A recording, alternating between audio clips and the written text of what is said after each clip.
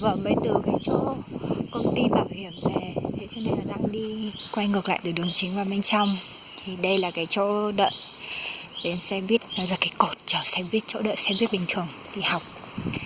Xe buýt ở đây nói chung rất là buồn cười, nó không phải cứ mỗi chuyến cách nhau, mỗi chuyến đây nó cách nhau 1 tiếng, mà nó cũng chỉ, thực ra nó có đến 4 cái chuyến xe buýt quanh khu nhà mình liền, cách tầm khoảng 100 mét thôi. Nhưng mà nhưng mà cứ nửa tiếng thì có một chuyến này, xong nửa tiếng tiếp theo thì tận 3 chuyến tiếp theo nó cứ nối liền nhau. Thành ra là mặc dù có 4 chuyến xe buýt nhưng mà mình chỉ có được 2 khung giờ 1 tiếng thôi. Còn đằng kia là chỗ mua sắm siêu thị các thứ, ngay gần nhà, cách nhà 100 mét, chưa đến 100 mét. Nhà thì ở đây là phố ở nhà nha. Đợi chút nói tiếp. Bên trong này cách đường chính tầm khoảng 50 mét thì chả có mấy xe ô tô đi qua lại đâu, chủ yếu đây toàn là nhà dân. Và cùng một kiểu nhà giống nhau. Đấy là cứ mái ngói, xong rồi 2 tầng. Được cái nhà ở đây, thực sự thì mình thấy cái hay ở đây đấy là họ rất chăm trồng hoa, rất chăm trang trí cho nhà cửa, nhà nào cũng có sân trước, một khoảng sân trước như thế này, trồng đầy hoa, vườn rào các kiểu, với cả một sân sau làm gì thì mình không biết.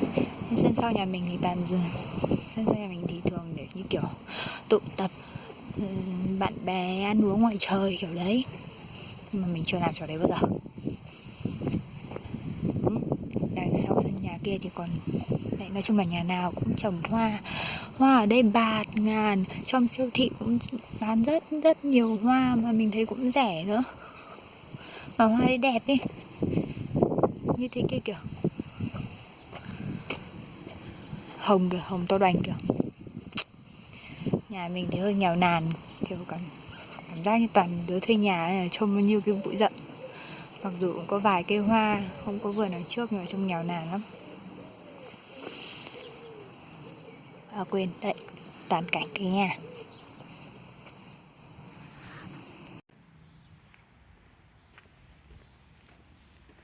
Bây giờ đang đi ra bên xe buýt để đi ra chỗ gọi là Council Department, gọi là cái gì nhỉ? Borough. Nói chung là cái chỗ đấy chuyên giải quyết những vấn đề về người dân, thế này thì nọ để trai. Thì ở đấy người ta phát, ở đây ai cũng dùng một kiểu túi ni lông để đựng rác ấy đấy, thì ở đấy người ta phát miễn phí, nên mình đang ra đấy để lấy.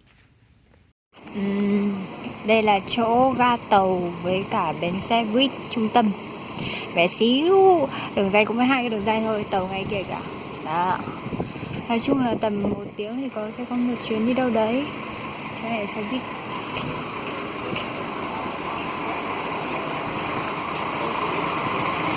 Một loại là xe buýt to như thế kia. Xe đấy, trong đấy có một chuyến là đi sang Hà Lan nữa, mình đi không mất tiền. Ở đấy sướng thế. Còn nếu mà không có thẻ sinh viên thì sẽ là 2,7 trong một chuyến, rất là đắt. Xe buýt đây có cái trò nối như này nữa. Yep, bằng 2 cái xe buýt thường luôn, to đùng. Mà dân thì có mấy đâu, chả hiểu sao phải nối to thế. Thứ hai nữa là có cái xe buýt bé xíu như đấy kia, trông như xe 16 chỗ. Đấy là xe City Bus, nó chỉ chạy trong thành phố thôi. Xe đấy thì là 1 1 chiều. Nói chung bây giờ mình có thẻ mình cũng không quan tâm cho lắm.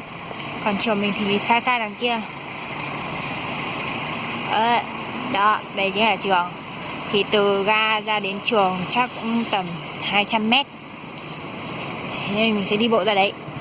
Thì bảo trường to thì cũng chả to, mà bé thì cũng không bé. Có cái con kênh chạy dọc ở xẻ giữa trường.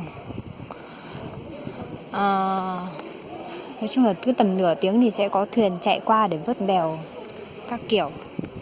Nhưng mà nó chỉ vớt trong khuôn viên trường thôi, ra khỏi khuôn viên trường là nhìn nó bèo dạt mây trôi ngay trong rất chi là bẩn. Thật là như thế. Đằng xa kia thì sẽ có nhà kính trồng cây xong rồi có con tin các kiểu nữa. Nhà mình lời đấy xa lắm, nhà thôi đi. có tất cả là 15 building hay là bao nhiêu mười mấy không nhớ rõ nữa. Và trường vẫn đang xây tiếp, nói chung là vẫn đang mở rộng, chưa xong. Xa xa đây sẽ là cái tháp trung tâm của tổng River ở đây. Nói chung thế thôi.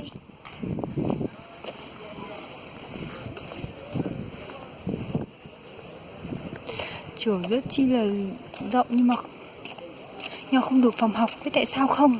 Tại vì toàn để đất trống như thế này này. Méo điểu để làm gì?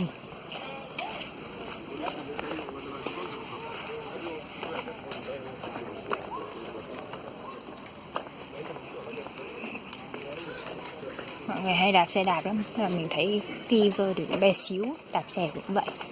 Đi bộ cũng dứa. Dạo này chờ xe buýt lâu quá thành ra mình toàn đi bộ. Mất tầm 25 phút gì đấy, 20-25 phút. Nhưng mà rảnh mà. Chờ xe buýt thì cũng nửa tiếng mới có một chuyến. Lỡ một phát thì cùng chờ cái khoảng thời gian đấy thả đi bộ luôn cho xong.